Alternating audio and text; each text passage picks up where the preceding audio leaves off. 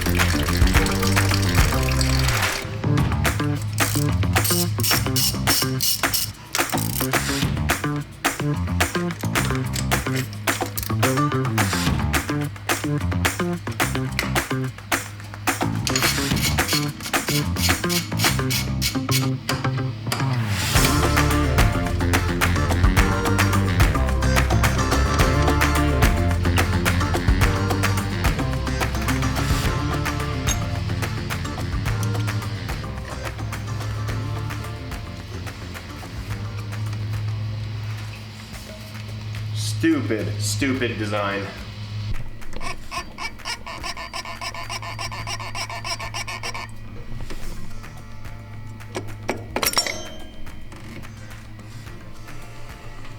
So you may be wondering why we have the 80 torn apart, especially after we just got the damn motor back in the thing, and it's because I skimped out on a couple of parts that I should have replaced when I had the motor out. in my mad dash to get out of California and the move and everything. I didn't want to spend the money, and I should have done it. And it's not anything like super integral. It's not, well, it's important, but it's not like I have to pull the motor apart completely to fix it. It's just the water pump and the fan clutch. So the water pump, as you guys heard in that last clip, there's something going on with it. The bearing inside or whatever is in there is making like a whirring, chirping sound. So the water pump has as many miles on it, I'm assuming, as a truck has on it. So like 230,000. Same with the fan clutch. We're gonna replace it with the blue fan clutch. We're not going to pull out the fluid and put new fluid in there. We're just gonna install it as is. It doesn't get super hot here. We should be fine. And then we're gonna be installing a Koso water pump gauge. Now, the reason why I wanna install an aftermarket gauge is because the stock gauge is just a general reading, where this will give me an exact reading. And the factory gauges in these landcruisers, and probably a lot of other cars too, you guys have all seen it. It's just the gauge that says cold and hot, the one that looks like this one right here. That middle area, it's just a general idea of where your coolant level's at. It's actually flat, like it doesn't really adjust until it hits a certain point, and by that time, it might be too late. So these engines are known to run hot, they're known to pop head gaskets. Well, I have the revised head gasket, but still they're known to, be a little hot. So with this, I can actually see where I'm at. And we're gonna be installing it on this coolant elbow right here. You see this flat spot. I could have just done this on the truck, but I didn't want to risk getting any metal shavings in that tube and into the coolant system, so we're gonna do it off the truck, and we're just gonna drill right through here, get that gauge installed, and wire everything up. I just found something really interesting on this coolant elbow that I wanted to install that gauge. So see that flat spot right there that looks like it's already for a gauge?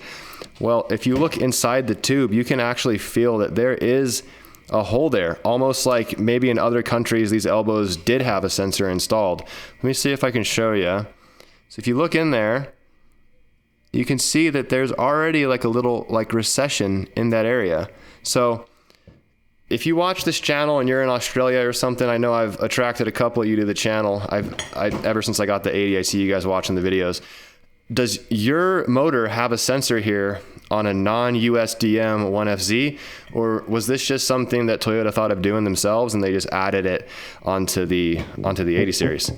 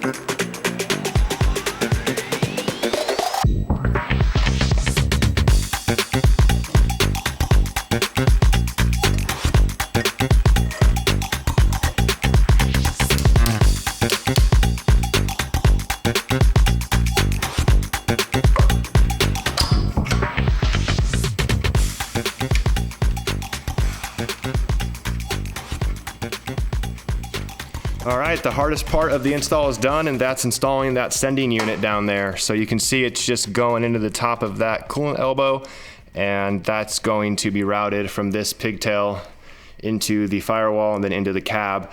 I don't know if you guys noticed, it's kind of a pain to get that elbow off. You have to loosen the alternator, at least get it out of the way, and then actually take off the alternator mount in order to get to the lower mounting bolt of that elbow. So kind of annoying. You could just do it on the truck, but then you'd have metal shavings everywhere, and I really didn't want to do that. But yep, the hardest part of the install is done. Now we have to decide where to mount that gauge. I was kind of thinking, man, this thing is a lot taller with 38s. I was kind of thinking like this area here, maybe left corner of the dash, but it gets pretty bright, and I don't think you can dim that gauge. Maybe I could wire it into the dimmer, who knows? Or maybe in this area, or use one of these switch blanks here. So you can kind of imagine, I have the gauge right here. Like if we put it right there, it's a pretty good spot for it. I don't need to monitor it all the time, but a quick glance, I don't want it too out of sight where I never see it, but maybe we could put it here or there. Just think it might be a little bit too bright right here. I don't know. I'm still undecided, but I want to get the water pump done before we hop into the interior, mainly because I just want to get the entire engine bay back together. So we're going to work on that now. We're going to get everything back together and then move on to wiring up the gauge.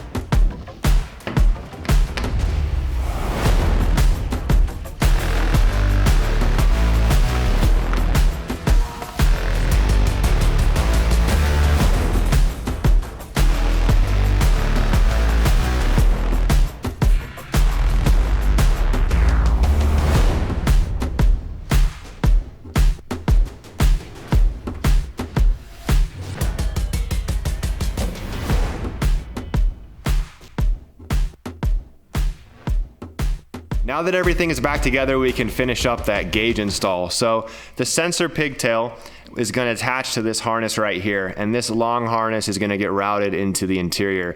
Now, luckily for us, the landcruiser has a grommet right here. We popped this guy out, and we have access to the interior right here. We push this insulation back.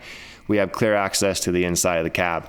So we're definitely going to route the wire that way. We'll find a clean way to tuck it up along the frame here and then just pull it into the cab and then wire that thing into switch 12 volt and negative, and we should have a working gauge.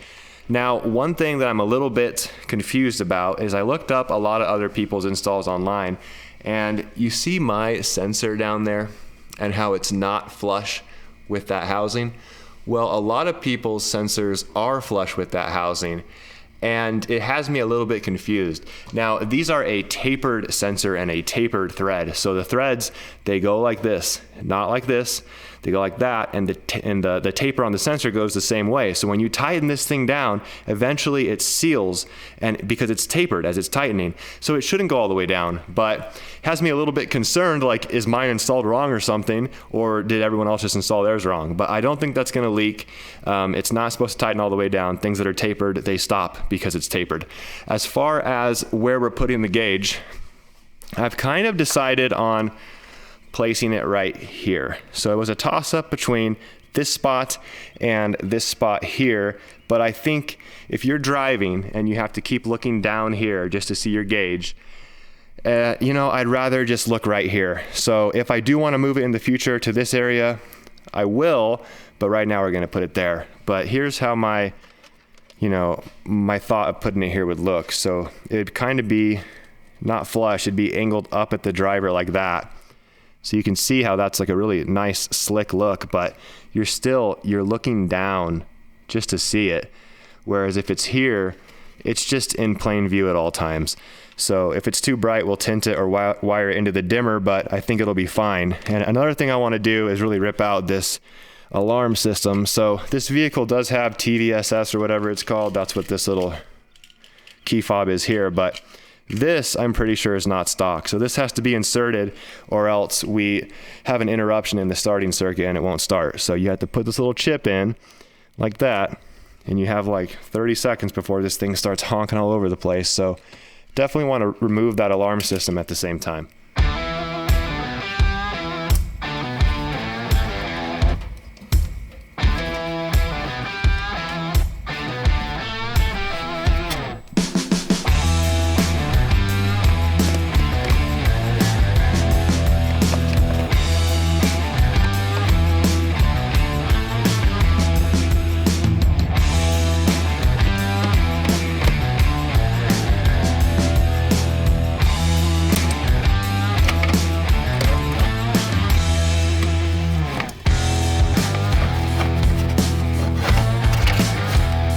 Well, we have the alarm exposed now, and you can see this harness. This is where that chip installs that allows the vehicle to start. When that chip is not in there, the vehicle won't turn over.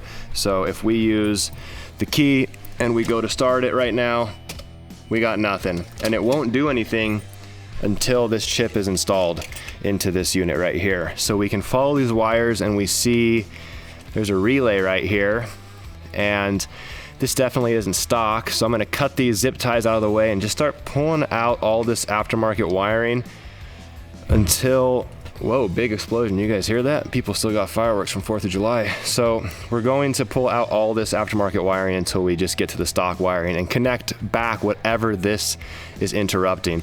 And you can see here, they actually used a red wire for a ground, which is super interesting. Additional security measure, I guess. So we're just gonna start tearing all this stuff out.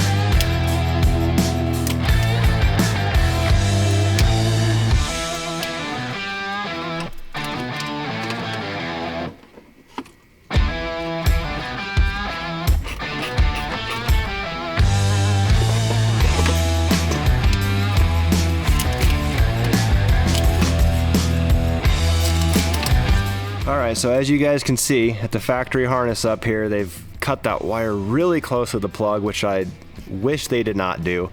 And this goes to the relay, and then it comes back out of the relay over here to the same wire. So I'm assuming if I take off this yellow wire and this red wire and connect them, the truck should start, and we'll just go ahead and test it right now.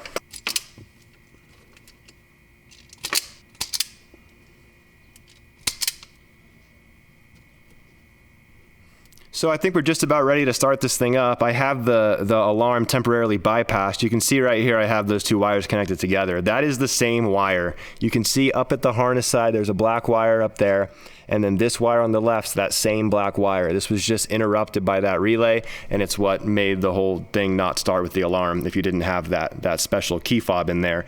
So you can really see the lack of quality of this work. It goes from the factory 12 gauge or whatever it is to this 14 gauge wire back to a 12 gauge wire. We had a red wire as a ground, and we cut this way up there next to that plug. Not sure why. So now I'm not going to be able to splice back into the factory harness. I'm going to have to keep some of these connectors after I actually, permanently reconnect this and don't use this little twist together fix right here. But I want to see if the thing will start first. So, well, I don't want to start it because I don't want it to start without any coolant, but I want to at least see if it cranks over. So here we go. Oh, well, it started. Well, it's fixed, I guess. I didn't want it to start without coolant, but it did. So we know this is working. And I'm pretty sure if we undo this, if we take this apart, it's not going to crank over. I feel fairly confident in that statement. Let's see. Yeah, we got nothing. All right, so what we're gonna do is we're going to probably cut it up here and just reconnect it with another splice, tuck it behind there, and just call it good. This is not the way that I wanted to fix this. If I had enough wire to work with, my optimal fix would be a nice clean crimp and then tuck it up under the steering column to never think about it again. Unfortunately, I'm dealing with a smaller gauge wire that's crimped to this thicker gauge wire, and the factory wire is cut way too close to the connector, so I have to solder it and tuck it up out of the way. My ideal way to fix this would be getting new proper gauge wire, crimping new ends on it, depinning the existing wire from the plug, inserting the new wire, and attaching it to the harness end. but this will have to do for now, and honestly it'll probably fix it forever anyway. Another thing I noticed was wire splices in this area here. I know these TVSS units were installed by dealers or regional installers, so I wonder if this is normal to see. Let me know in the comments if you have a TVSS equipped cruiser and if yours has these splices as well.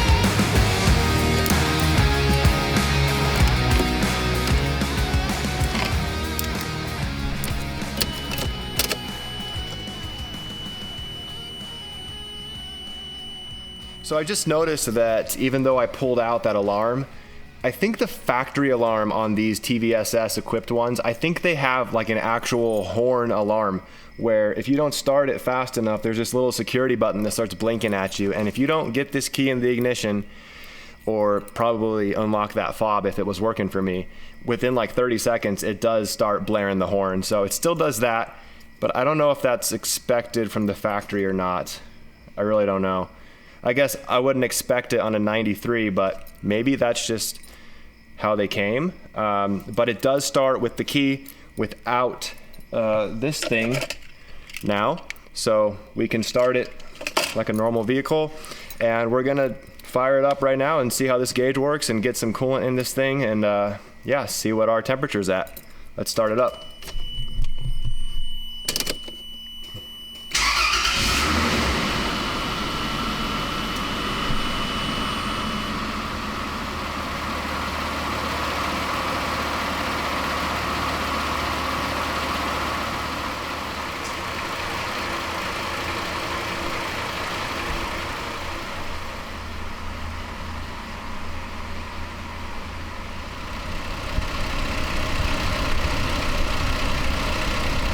We have absolutely no leaks coming out of this motor after topping off the coolant and getting some pressure in the system. So I call that a successful install of the new water pump, the new fan clutch, and the aftermarket Koso gauge. And as you guys can see, we have no leaks coming out of that tapered fitting. So not sure why it goes flush for some people. I tap that with a tapered BSP tap, so it's not ever gonna go all the way down flush, and it's not leaking. That's what it's meant to do. So yeah, everything's working really well. I kinda wanna see if I can demonstrate what I meant by this factory gauge is just a general idea. So you can see it's at that halfway point, and this gauge says 156. So let's get this thing hotter and see if this moves at all. I'm just gonna hold it at like 1500 RPM and see what the gauge says as compared to the factory gauge.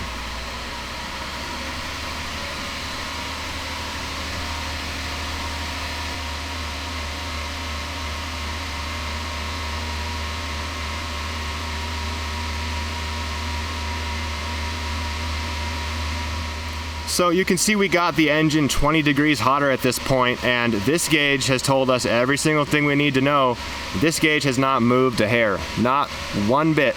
So I don't think this gauge would even start moving until like the 200 mark is actually gonna start saying the engine's getting hotter. With this one, we got real-time monitoring. We actually know what we have. And I know some of you are gonna say, why didn't you just install an ultra gauge or a scan gauge? This truck is OBD1, so that's why we installed this gauge right here. That's gonna wrap up this episode. It feels nice to get some of these like undesirable things out of the way, just things I've been putting off because I don't wanna do them. I do have a couple of other things I have to do, like fix the transmission drain plug and crap like that, but I'm gonna do that off off camera. But now that we got this stuff out of the way, we can move on to focusing on other things. Like we just got these tires installed on this truck. If you watched the last video, we put 38s on this landcruiser, and now I can finally focus on making them fit.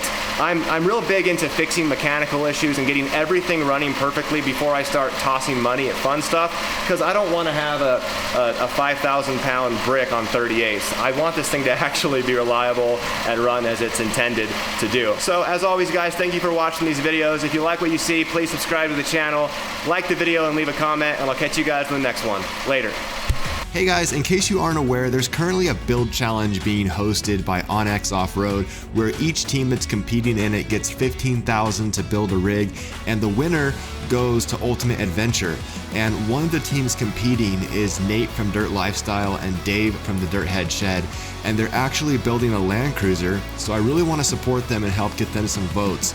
So let's make sure that you guys go to that link in the bio and vote for them if you haven't already, and let's get their votes up so we can see them in Ultimate Adventure.